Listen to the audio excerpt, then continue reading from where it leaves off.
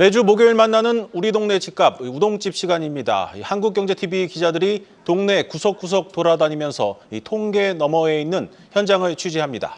우동집 첫날 부동산부 방서우 기자 나왔습니다. 방 기자, 먼저 이 따끈따끈한 오늘 나온 통계부터 한번 들여다보죠. 이 전국 집값은 또다시 떨어졌는데 그나마 서울은 0%에서 두 주째 버티고 있네요.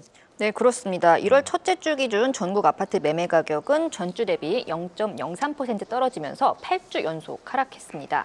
40주 연속 상승하던 서울도 지난주에 이어 보합을 유지하는 등 관망세가 짙어지고 있습니다. 특히 이제 서울 25개 자치구 중에서도 하락 전환된 곳이 전주 대비 늘어난 11곳으로 나타났고요. 특히 강남구마저 보합으로 돌아섰고 지난주 가장 높은 상승률을 보였던 송파마저 상승폭이 줄어들면서 난공불락의 성으로 여겨지던 강남 3구까지 위기감이 확산되는 모습입니다. 네, 강남 지역도 위기감이 감돈다. 그런데 현장에 가보니까 이 분위기가 아주 달랐다고 하던데 어디에 다녀왔습니까? 네, 그래도 강북보다는 강남이고 또 이 강남에서도 재개발과 재건축이 활발히 추진되는 곳들은 굉장히 분위기가 달랐습니다. 네. 대표적으로 서초구, 그중에서도 전통적인 부촌으로 꼽히는 방배동은 소위 말하는 딴세상이었는데요. 이 방배 5구역과 6구역 그리고 방배 3호, 3차 등의 정비사업장이 몰린 방배동 일대 공인중개업소 5곳을 직접 돌아보고 왔습니다. 물건을 보러 온 손님들로 꽉꽉 차 있을 뿐더러 인터뷰를 진행하는 도중에도 매수 문의 전화가 계속 걸려올 정도였습니다. 현장의 목소리로 직접 들어보겠습니다. 근데 강남권은 유지가 되고 있어요. 그러면서도 신축 아파트들은 많이 폭등을 하고 있어요. 평당 1억을 봐요. 1억 이상 보는 사람들도 있어요. 정리하면 호가가 오르는 대로 거래가 이뤄져 실거래가 상승으로 이어지는 이른바 호황장의 거래 패턴이 여전히 나타나고 있었습니다. 네, 이제 서울 부동산 시장도 이 불황의 초입에 들어간 게 분명한 것 같은데 이곳만 강남 지역만 전혀 다른 모습을 보이는 이유는 뭡니까?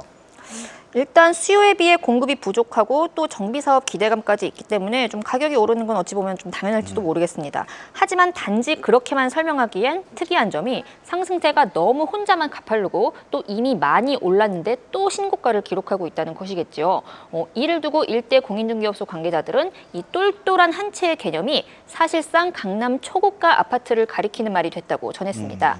기존에는 불황일수록 여러 지역 아파트를 들고 있기보다는 상급지 한 채를 가져가는 게 낫다 이런 개념이 기존의 똘똘한 한 채였다면 이제는 상가나 꼬마 빌딩 등 수익형 부동산에 대한 수요까지 강남 아파트가 빨아들이고 있다는 뜻입니다. 이제 건물주보다 강남 아파트가 낫다 이런 얘기도 들리는데 이게 실제로 맞는 얘기입니까? 일단 강남 아파트 가격이 굉장히 가파르게 오르면서 이제 수익형 부동산, 웬만한 수익형 부동산과는 가격이 비슷해졌습니다. 따라서 똑같은 가격으로 투자했을 때 세금 등을 감안하면 강남 아파트의 수익률이 가장 높은 것으로 나타났습니다. 네. 실제 취재한 사례를 통해서 설명해드리겠습니다.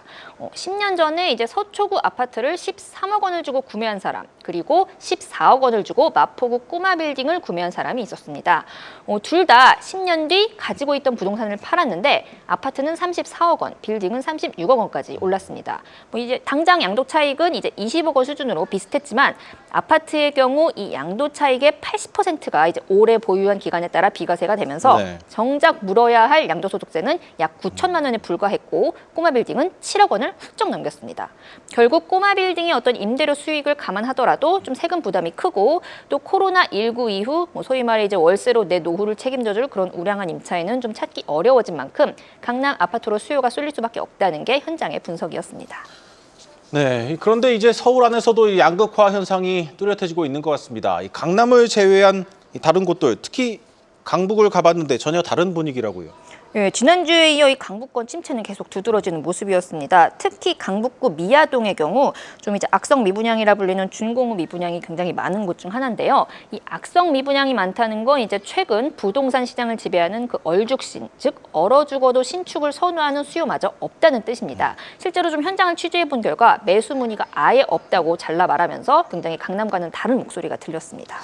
네, 이번엔 전세 시장으로 한번 가보겠습니다. 이 서울 아파트 전세값도 무려 86주 만에 하락을 했네요. 네, 그렇습니다. 이 통상 실수요로 여겨지는 이 전세 거래마저 위축되면서 좀 당분간 불황이 깊어질 것이라는 우려가 나옵니다. 네. 좀 학군지나 주거 여건이 양호한 선호 단지에서 일부 좀 상승 거래가 발생하긴 했지만 입주 물량 영향이 큰 지역이나 구축 가격은 내리면서 전체적으로 가격을 끌어내렸습니다. 좀 그나마 전세 상승 거래가 있는 지역들도 매매로 이어지지는 않고 있습니다. 따라서 소위 갭 투자마저 실종된 전형적인 불황형 전세 거래만이 이루어지고 있다는 거죠. 이렇듯 전세도 매매도 좀 오르는 지역만 오르는 양극화 현상은 앞으로도 두드러질 것으로 보입니다. 전문가들은 주로 이 서울과 지방 사이에서 나타나던 양극화가 이제는 서울 내에서도 강남과 비강남의 차이를 벌리는 등 다양한 양상으로 심화될 것이라고 내다봤습니다. 전문가의 설명으로 듣겠습니다.